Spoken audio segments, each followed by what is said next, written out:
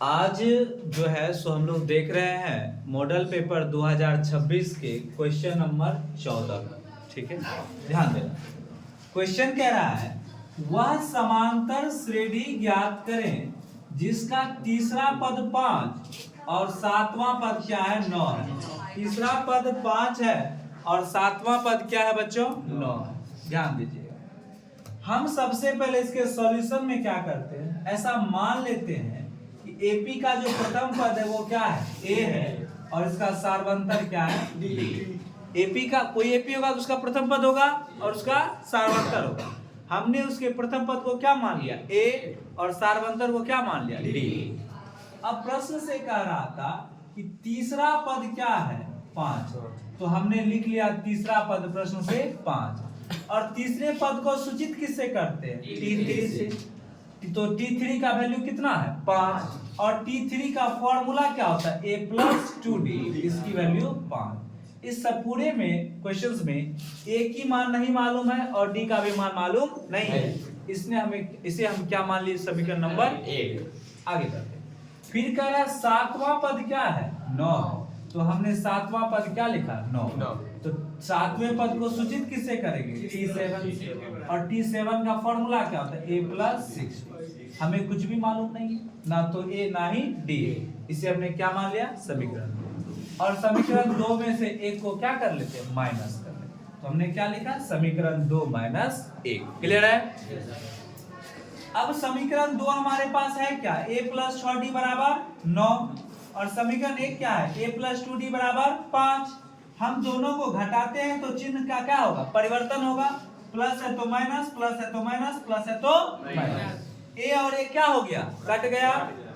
6D में से 2D गया तो कितना D बचा 4D और 9 में से 5 गया तो 4। D का मान 4 और 4 कैंसिल हो जाएगा, क्या बचेगा 1। तो D का मान यहाँ से क्या निकल गया 1। अगर प्रश्न कहता केवल D ज्ञात करें तो यहाँ छोड़ देते, लेकिन हमें कह रहा है एपी ज्ञात करें। एपी ज्ञात करने के लिए हमें प्रथम पद भी चाहिए होता है और डी का भी मान चाहिए होता है। अब हम क्या करेंगे, तो ये जो हमारे पास डी = 1 निकला है इसे हम कहाँ रख देते हैं समीकरण नंबर 1 में या 2 में, कहीं भी रख सकते हैं। तो हम कहाँ रखते हैं समीकरण 1 में रखने पर तो एक है क्या A+2D = 5। तो ए का मान तो नहीं मालूम है तो हम ए को ए लिखते हैं, लेकिन 2 और डी का मान क्या है 1, तो 2 गुना है कितना 5। ए 2 एकम 2 = 5, ए = 5, प्लस 2 इधर आ गया -2 और ए का मान यहाँ से क्या प्राप्त हो गया 3। यानी हमने क्या किया ए भी निकाल लिया और डी भी निकाल लिया। अब हम क्या कर रहे हैं एपी प्राप्त कर रहे हैं। अब एपी प्राप्त कर रहे हैं तो एपी में कौन सा पद होता है प्रथम पद भी ए होता है जो किसके बराबर है हमारे पास 3 के बराबर है। दूसरा पद T2 फॉर्मूला होता है A+D, एक कम करके D होता है। A का मान पता है 3 और D का मान क्या पता है 1, तो 3 1 4। क्लियर है। फिर T3 का फॉर्मूला क्या होगा A+2D होगा ना। A की वैल्यू कितनी है 3 + 2 और D का वैल्यू यहाँ से क्या है 1, तो 3 और 2 एकम 2, 3 2 5। यहाँ से अब हमें एपी अभिष्ट एपी जो क्वेश्चन एपी कह रहा था वो क्या निकल गया 3 4 5। कोई दिक्कत। और इसमें डॉट डॉट लगा दिए। कोई एपी अगर हमें ज्ञात करने कहेगा तो ध्यान रखना एपी ज्ञात करने में हमेशा 3 पद निकाल के कम से कम, क्योंकि 2 पद से कोई थोड़ी पता चल पाएगा कि एपी है या नहीं है।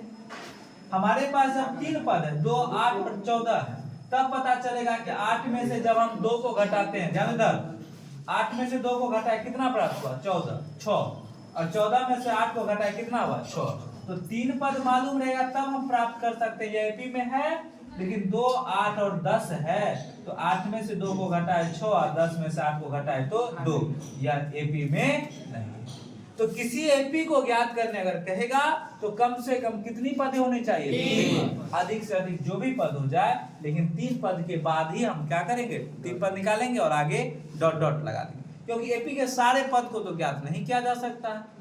बातें आ गई समझ में? क्या क्लियर है? कुछ नहीं करना है। पहला पद जो दिया वो ले लिए, उसमें फॉर्मूला लगा लिए, समीकरण 1 मान लिए, दूसरा जो कोई पद दिया है उसका सब फॉर्मूला लगा लिए, 2 मान लिए, 2 में से को घटा करके फिर उसका मान रख करके डी और ए निकालिए। फिर एपी ज्ञात करने के लिए हम उसमें क्या करेंगे, T1 T2 T3 निकाल लिए और उसको हम सजा लिए। क्लियर? Yes sir.